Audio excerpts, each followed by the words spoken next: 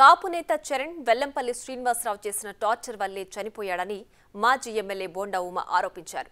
చరణ్ భార్య అతని తల్లిని ఒత్తిడి చేసి తప్పుడు స్టేట్మెంట్ ఇచ్చారని, వెల్లంపల్లి ఏం చేసి ఉండకపోతే ఎందుకు పోస్ట్ మార్టం చేయనివ్వలేదని ప్రశ్నించారు.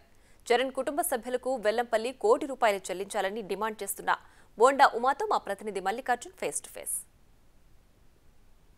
సోషల్ మీడియా వేదికగా వెల్లంపల్లి శ్రీనివాసరావుపై మాజీ ఎమ్మెల్యే బోండా ఉమ తీవ్ర ఆరోపణలు చేశారు. అసలు ఏంటి ఆ ఆరోపణలు, ఎందుకు చేయాల్సి వచ్చిందో ఆయన మాటలను విందాం. సార్, ఎందుకు సార్ ఫేస్బుక్లో నిన్న ఒక కామెంట్లు కూడా పెట్టిన పరిస్థితి, ఇప్పటి వరకు చందాలు వసూలు చేసి సొంత ప్రాణాలనే తీసుకుంటున్నారు అని చెప్పి కూడా కొంత కామెంట్ చేసిన పరిస్థితి, ఎందుకు సార్? అసలు కైకాల చరణ్ అనే కుర్రోడు 35 సంవత్సరాలు, అతనికి చిన్న చిన్న అప్పులు ఉన్నాయి.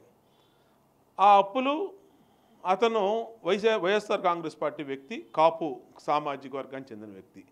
అలాంటి వ్యక్తి వెల్లంపల్లి సీనుని సెంట్రల్ నియోజకవర్గ సమన్వయకర్తగా ప్రకటించినాక ఆయన ఇంటికి తీసుకొచ్చి వాళ్ళ ఇంట్లోనే మరి అతనికి సన్మానం కూడా చేశారు.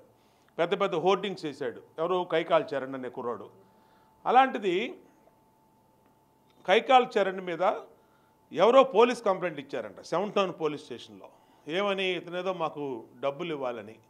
నువ్వు నీ అనుచరుడు, అతను ఒక కాపు సామాజిక వర్గం చెందినటువంటి వ్యక్తి, నీ అనుచరుని నువ్వు మందలించవచ్చు, తప్పులేదు.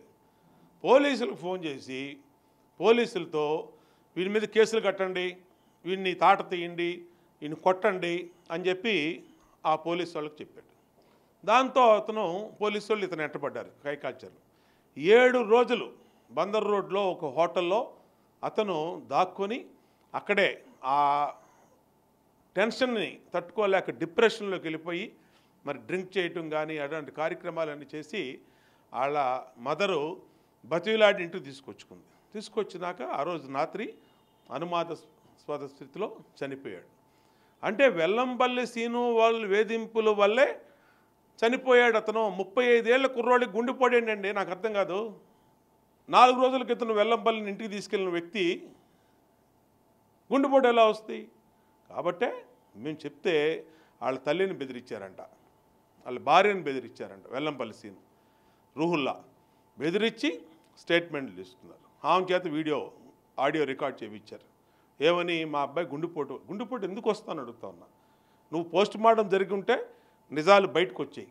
పోస్ట్ మార్టం జరగకుండా గోతిగాడ నక్కల్లాగా ఆ రోజు ఉదయం నుంచే రూహుల్లాని అక్కడ కూర్చోబెట్టి సాయంత్రం అంతిమ క్రియలు అయ్యే వరకు కూడా కదపకుండా పోలీసులకు మేనేజ్ చేసి ఎక్కడా కూడా పోస్ట్ మార్టం కూడా బాడీ తీసుకెళ్ళా. 35 ఏళ్ల అనుమానాస్పద స్థితిలో చనిపోయిన వ్యక్తిని పోస్ట్ మార్టం చేయరండి. నా మీద అవినీతి ఆరోపణలు చేశాడు. నేను ఎక్కడున్నాను? బోండా ఉమ అన్న ఎమ్మెల్యేనా? చంద్రబాబు నాయుడు గారు అన్న ముఖ్యమంత్రిరా? ఎవడు ముఖ్యమంత్రి? జగన్మోహన్ రెడ్డి. ఎవడు ఎమ్మెల్యే? వెల్లంపల్లి సీను. మరి నువ్వు ఎందుకు ఊరుకున్నావు? నేను నా ఆరోపణలు చేసేటట్టు ఎందుకు? నేను నిరూపించి ఏదో మీ బిగ్ టీవీని తీసుకెళ్ళి చూపించి, ఇగో ఈ స్థలం కబ్జా చేశాడు, లేదంటే ఈ గొడవ పడ్డాడు, 307 కేసు ఉంది, దౌర్జన్యం కేసు ఉంది, ఆయన మీద మర్డర్ కేసు ఉంది, చూపించు. లేదా లోపలే జైల్లో పెట్టు. ఎందుకు వదిలేసావు? ఈ చేతకాంతనమా? 5 సంవత్సరాలు అయిపోయింది నువ్వు అధికారంలోకి వచ్చి, ఇంకా 5 సంవత్సరాల టైం సరిపోలేదా? బోండా ఉమ మీద ఆరోపణలు నిరూపణ చేయటానికి నీకు టైం సరిపోలేదా అని అడుగుతా ఉన్నా. సొల్లు పురాణాలు వద్దురా వెల్లంపల్లి. నువ్వు అధికారంలో ఉన్నావు, సిస్టమ్ నీ దగ్గర ఉంది.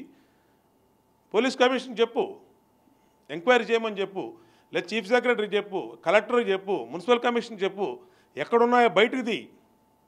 నేను చెప్పాలి నీ మీద నువ్వు దర్గా భూములు కొట్టేశావు, అమ్మవారి వెండి సింహాలు కొట్టేశావు, అమ్మవారి నగలు కొట్టేశావు, ప్రతిపక్షంలో ఉన్నావు, నీ మీద ఆ ఎలిగేషన్స్ ఉన్నాయి, అవి చెప్పాలి. రేపు అధికారంలోకి వచ్చినాక మేము అన్నీ ఎంక్వైరీ చేపిస్తాం, నిన్ను విడిచిపెట్టాం. గుర్తుపెట్టుకో వెల్లంపల్లి. వెండి సింహాలు ఎక్కడున్నాయో తీస్తాం ఖచ్చితంగా. అమ్మవారికి భక్తులు ఇచ్చిన నగలు, నువ్వు కొట్టేసిన నగలు బయట తీస్తాం.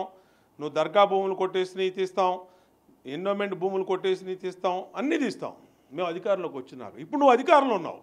బోండా ఉమ ఏమన్నా చేసుంటే నువ్వు బయటికి తీ. చేతకాని వాగుడు వాగద్దు అని చెప్తాను.